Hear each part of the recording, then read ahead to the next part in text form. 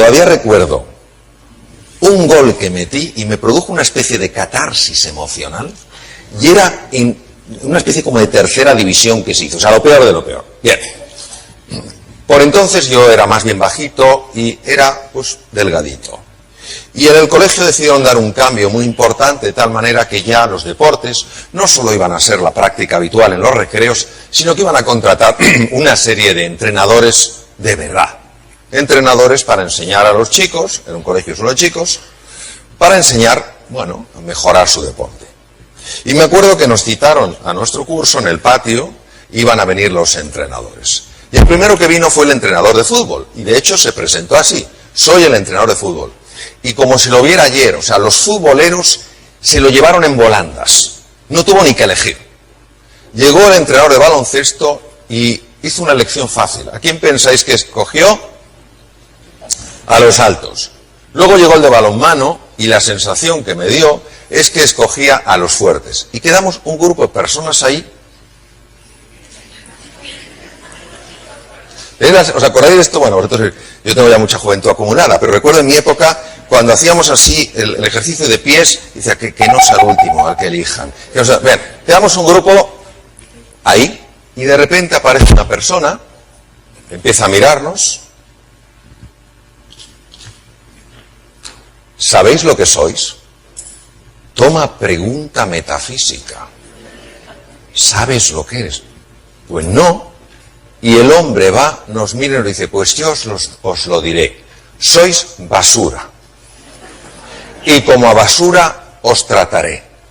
Y el tío era íntegro. Lo que decía, lo hacía. Fue tremendo. O sea, lo que este hombre nos obligaba a hacer, flexiones encima de charcos, pero el resto como que no nos veía. Como consecuencia de aquello yo fui desarrollando no una inapetencia por los deportes, sino un odio por todo tipo de ejercicio físico. Mi padre, que era un hombre muy sabio y una gran persona, y que sabía que el ejercicio físico era importante, intentó varias veces que yo practicara algún deporte de otro tipo, tenis, todo. Papá, no me vendrás otra vez con uno de esos deportes. ¿Sabéis de lo que os hablo, verdad? Cuando vas a tu hijo y te dijo: mamá, papá, otra vez lo mismo, no. Bien. Él no sabía qué podía hacer conmigo para que yo amara algún deporte. Pero un día tuvo la suerte, como él buscaba y buscaba, tuvo la suerte que se enteró que acababa de llegar un deporte radicalmente nuevo a España. El primer lugar donde aterrizó fue en Madrid, en una calle que se llama General Martínez Campos. Un señor que se había formado en el Japón traía algo nuevo, nadie lo conocía. Estamos hablando hace muchos años. Se llamaba el judo. ¿Y quién lo trajo? Se había formado en el Japón, se llamaba Fernando Franco de Sarabia, era cinturón negro tercer dan de judo. Bueno, se traía 2 cinturones negros primer dan, y al parecer había puesto el gimnasio, llevaba un cierto tiempo con el gimnasio, y ahí estaba. Mi padre se entera de aquello y va y me dice: Mario, te quiero hablar de una cosa. Y digo: ¿otro deporte, papá? Y dice: no, lucha. Digo: me interesa. Y entonces me dice: ha llegado un tipo de lucha nuevo, se llama el judo, ¿te interesa? Dije: ya lo creo. Entro en el gimnasio, ¿y qué cinturón me ponen? Blanco, de los que son blanco. Bien, y yo empiezo a practicar. En el gimnasio había bastantes blancos, había algunos amarillos, algunos naranjas y un verde. Un chico fuerte, buena persona, muy grande.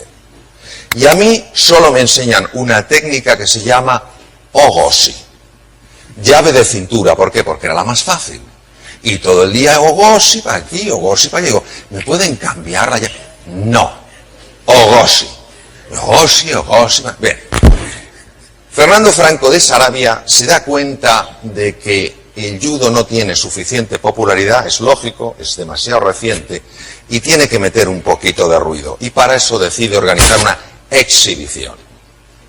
Llama periodistas, amigos, nos dice que vayamos con nuestras familias, que va a haber una exhibición de judo. Os cuento la escena para que tengáis una idea visual de cómo era aquello. El gimnasio samurái tenía un tatami, una lona azul muy grande, era muy grande. El gimnasio tenía, la pared era entera de bambú, bambú fino, y al final aparecía la imagen de un samurái, estaba pintado en el bambú, con los colores rojo y negro típico de los samuráis. Bien, a la derecha nos íbamos a poner todos los judokas. Competíamos en pareja a un punto, a un ippon, porque éramos unos cuantos y no había tiempo para más. Y a la izquierda estaban los bancos, donde estaban las familias, los periodistas, etcétera, etcétera. Y a medida que competían dos judokas, había uno que ganaba, pero los dos se sentaban. Bien, esta es la situación. Yo, como era blanco, estaba aquí. Los jueces, Fernando de Franco de Sarabia y los otros dos cinturones negros. Era mi primera exhibición. Y empiezan a llamar a los blancos. Y digo, bueno, ahora me tocará a mí. Y se acaban los blancos. Y estoy yo, un hueco, amarillos, naranjas y el verde. Y digo, no puede ser. Me toca con un amarillo. Y se acaban los amarillos. Y el hueco se extiende. Y digo, con un naranja no puede ser. Y también se acaban los naranjas. Y queda un enorme hueco, en un extremo el verde y el otro yo. Yo en situación de absoluta crisis. Y aguzo el oído y escucho con perfecta claridad el diálogo que mantienen los jueces. Y uno le dice al otro, nos hemos equivocado. No hemos llamado a ese blanco y como compita con el verde, le mata. Digo, efectivamente. Pero escucho a otro de ellos decir, pero el verde es nuestra estrella, que se luce. Digo, conmigo. Bien, llaman al verde y me llaman a mí. Y yo veo aquello y un murmullo. Al favorito en el combate siempre le ponían el cinturón rojo. El cinturón rojo solo hay uno por escuela, es el 10º dan, la máxima autoridad, no es el creador. Y yo recuerdo que me ponen a mí el cinturón rojo. Y mirándome, el que me lo ponía diciendo, una última alegría, chaval. Esa es la situación en la que yo me encuentro. Y en ese momento mi padre da una voz y dice, Mario, ven acá. Y yo me quedo así, cambié a la gente, y me dicen los jueces, ven, como diciendo, si tienes un padre un poco loco, ven, ¿no? Entonces yo voy y le digo, ¿qué quieres, papá? Que voy a combatir. Bueno, yo en el fondo decía que voy a morir, que voy a combatir. Y va mi padre y me dice, tú puedes vencerle. Digo, ¿pero lo has visto? Dice, sí, hazle un ogoshi. Claro, ¿qué le iba a hacer yo? Claro. Digo, ¿un ogoshi? Dice, hijo mío, el ogoshi se te da tan bien. ¿Cómo se te da el ogoshi, hijo? La de veces que has hecho el ogoshi. Es que el ogoshi es tu llave. Bueno, yo no sé lo que hizo en mí, pero cuando yo volví yo no tenía un ogoshi. El ogoshi me tenía a mí. Hicimos el saludo oficial y el verde vino sobrado. Claro, ¿cómo no iba a haber sobrado con un blanco novato? Según se acercó, yo me lancé como una bestia, le agarré y dije, ¡guau! Le levanté con tanta fuerza que creí que le mataba. Y le agarré con la mano para que no se estrellara contra la pared. Claro, tenía tanto peso que tiró de mí en el aire, cayó sobre mi brazo y me lo fracturó, pero gané yo. Recuerdo que se hizo un silencio, yo estaba, me había partido el brazo, recuerdo que... Y se escuchó, es imposible. Ha ganado el blanco. Bien, ¿por qué os cuento esto? A ver, ¿a mí me daba la seguridad mi ogoshi? No. ¿A mí me daba la seguridad? No. Aumentó mis posibilidades, hasta el punto que en este caso le gané. ¿El hecho de un cambio de actitud? Sí. Por eso vamos a hablar de la actitud. Yo no podía variar solo conocer un ogoshi y que un cinturón verde conocía muchas más técnicas que yo. Yo tampoco podía variar que mi tamaño era mucho menor que el del cinturón verde. Yo tampoco podía variar el hecho de que la gente pensara que era obvio que iba a ganar el verde. Pero mi padre me ayudó a cambiar mi actitud frente al verde.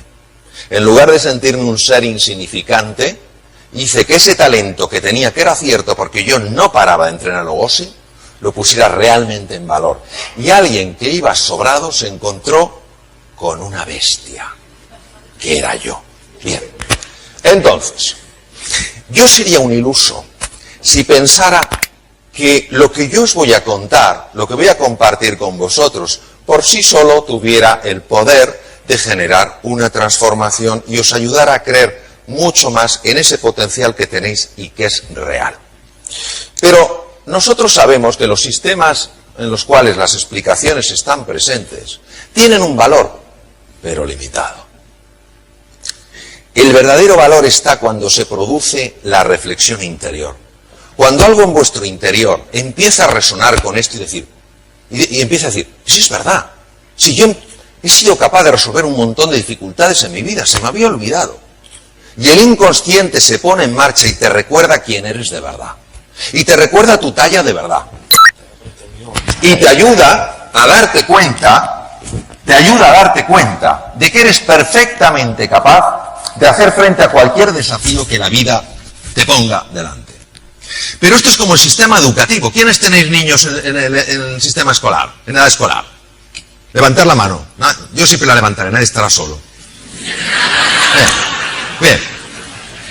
No es cierto que montones de veces vemos que se les enseña una barbaridad de cosas, montones de conocimientos, y no se averigua cuál es el talento fundamental de esa persona.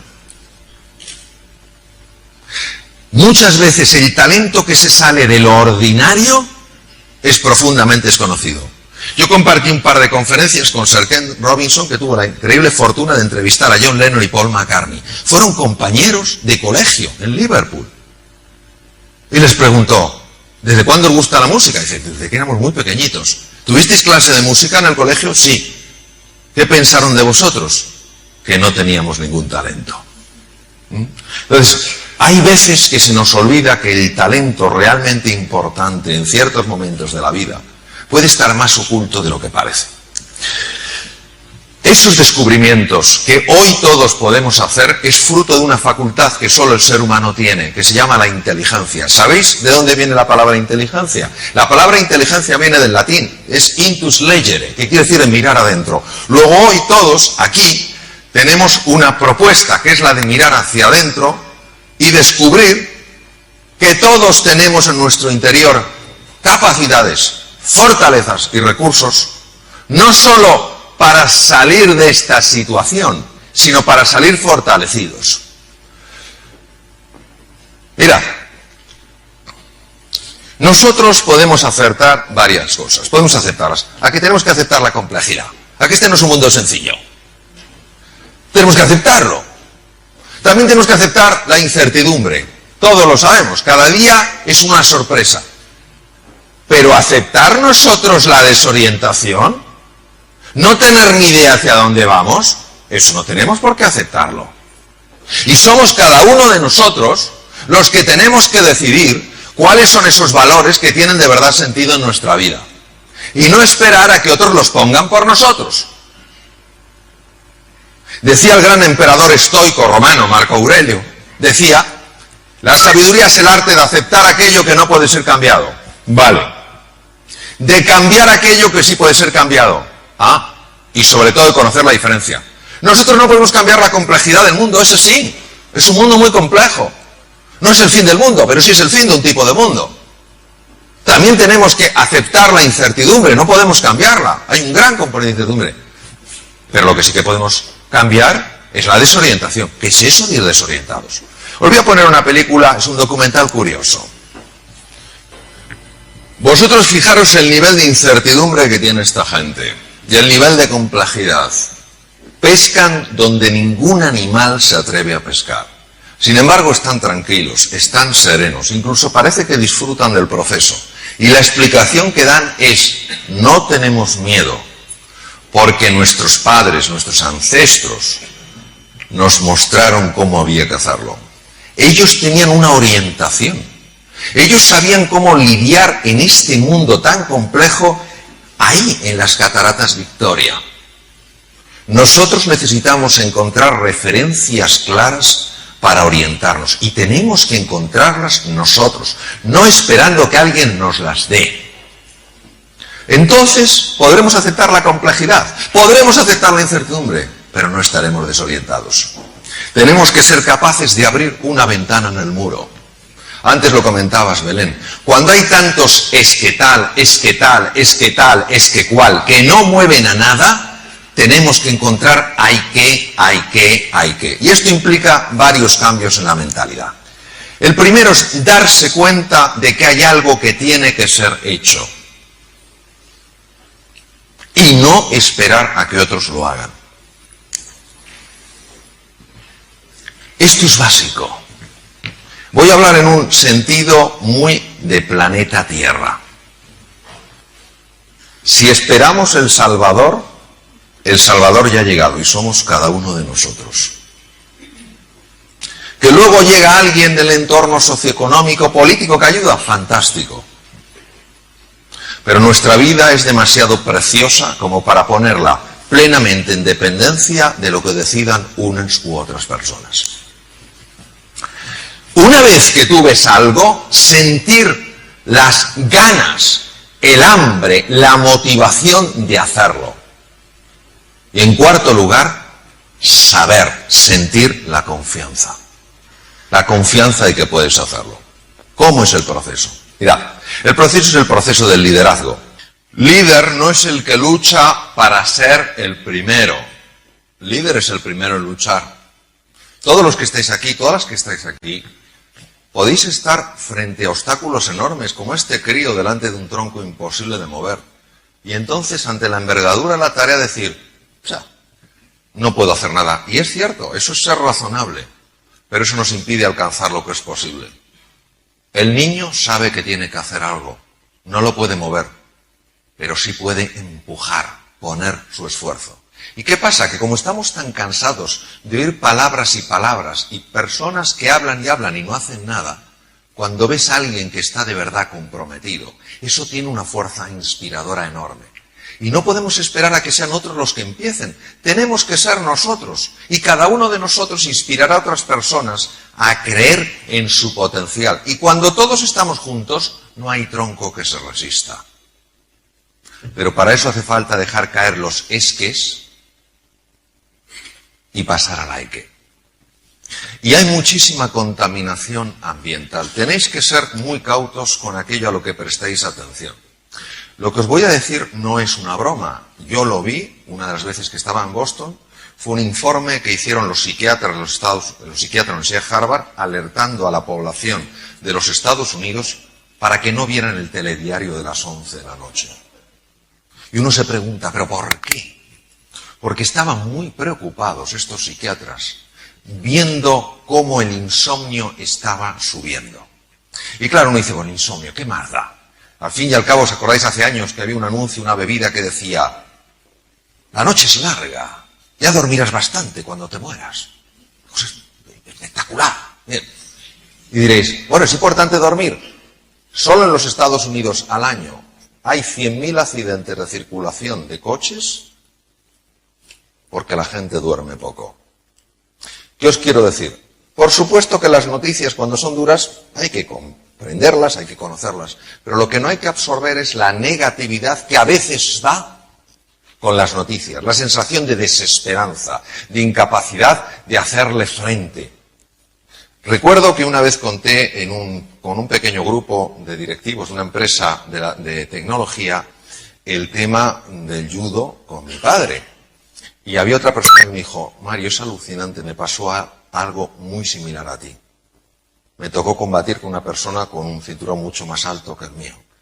Pero ¿sabes la diferencia? Que cuando hablé con mi padre me dijo, no tienes una opción.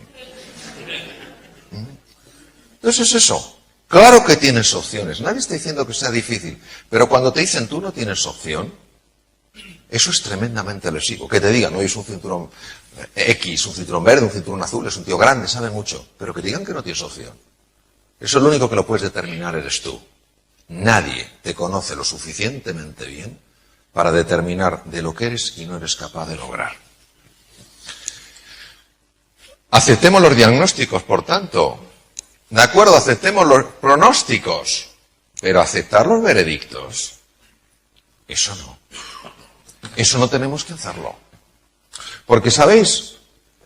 Eso implica que otra persona se atribuye a sí misma la capacidad de entender la envergadura del factor humano. Y os voy a poner 3 ejemplos para que veáis hasta qué punto 3 veredictos fueron 3 tremendos errores. Con el mensaje, con la propuesta de que creáis en vosotros y en vosotras, como mi padre me ayudó a creer en mí, a pesar de que solo tenía un ogosi, cuando me enfrenté con un enemigo en apariencia muy superior a cualquier cosa que yo pudiera imaginar. Bien. Y que nos acordemos de este hombre, Henry Ford, el creador de la primera cadena de montaje de los automóviles, el modelo T, lo creó él, y decía, tanto si usted cree que puede como si cree que no, está usted en lo cierto.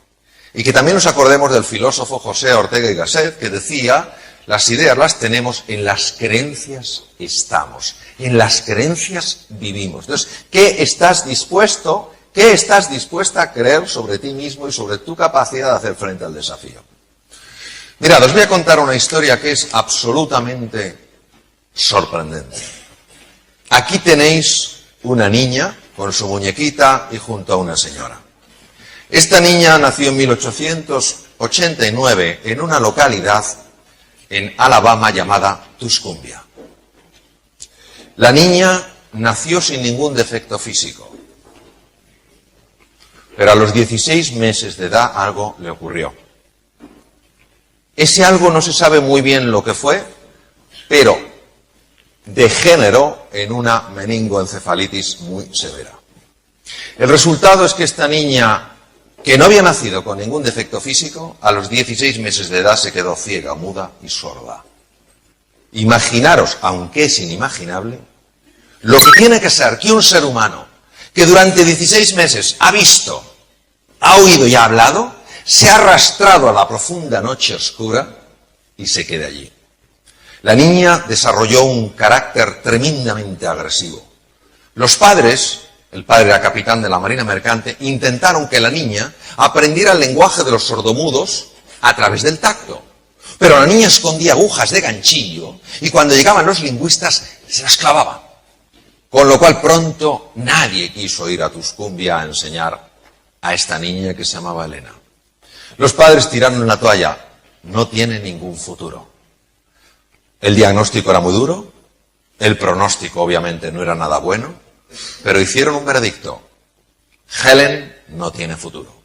Pero lo que es la vida, ¿verdad? La vida siempre nos sorprende, es la belleza la vida. Pasó por allí un famosísimo inventor, Alexander Graham Bell, que era muy amigo de la familia, y preguntó por la niña, ¿cómo está Helen? Alexander, hemos tirado la toalla. No hay nada que hacer. Y él dijo, seguir intentando cosas. El padre dijo, no quiero más jarros de agua fría, Alexander. La madre dijo, si tú nos propones algo diferente. Y él dijo, sí, os propongo que os pongáis en contacto con el Instituto Perkins para ciegos de la ciudad de Boston. Pero que solo manden a una persona. No os interesa nada más que esta persona. Se llama Annie Sullivan.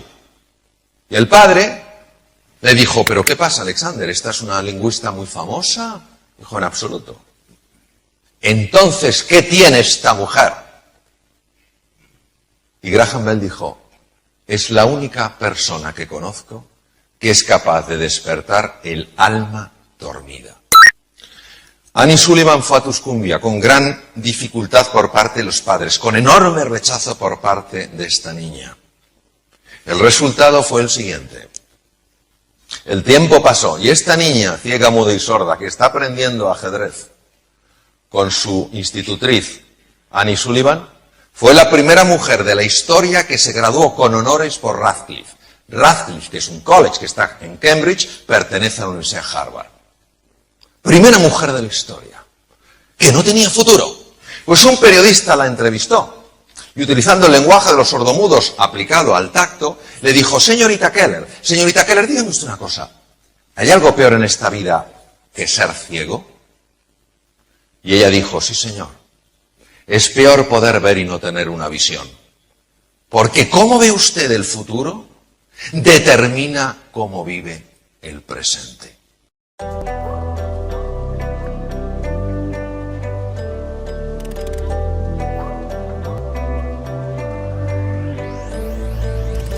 I walk around the streets, everybody smiling.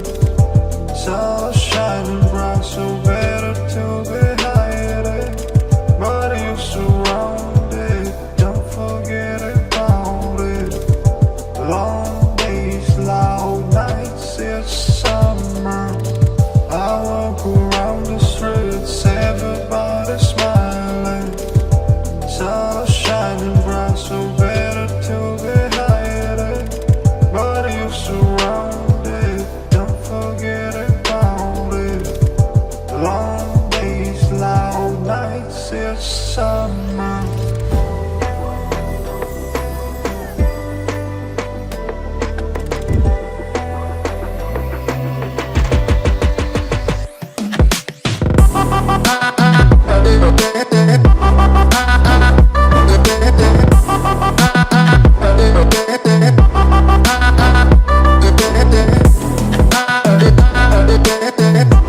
Quên đi bao câu hứa mình còn cho nhau, quên đi bao nỗi đau mình dành.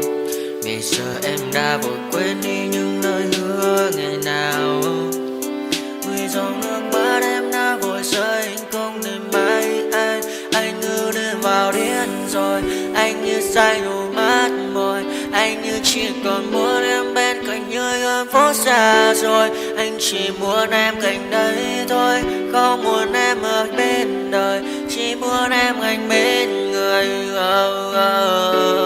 Người đã gỡ bước đi xa trong cơn mưa chiều vội vã, người đã bước quên anh khi cơn mưa qua gần vội vã. Em đã quên rồi mai sau ngày yêu mà về, chẳng còn lại gì nhưng người mà nước mắt rơi. Em khiến con tim như trôi bay trong chiều thu đầy nắng, em khiến con tim như tan vỡ trong chiều thu mát màng. Vì còn nhiều lắm những ngỡ màng, nhiều lắm những nỗi vội vàng, nhiều lắm những cơn mưa em mưa ta bây giờ đơn vang lòng mẹ góc bài đứng sang. Đêm mai em còn thơ đôi hồng mai anh còn người tháng xưa ta chúng còn giữ nhau chẳng đêm.